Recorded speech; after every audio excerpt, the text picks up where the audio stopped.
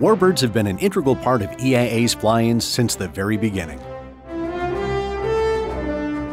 Collectors and pilots come to Oshkosh to display their meticulously restored examples of trainers, bombers, transports, and of course, fighters.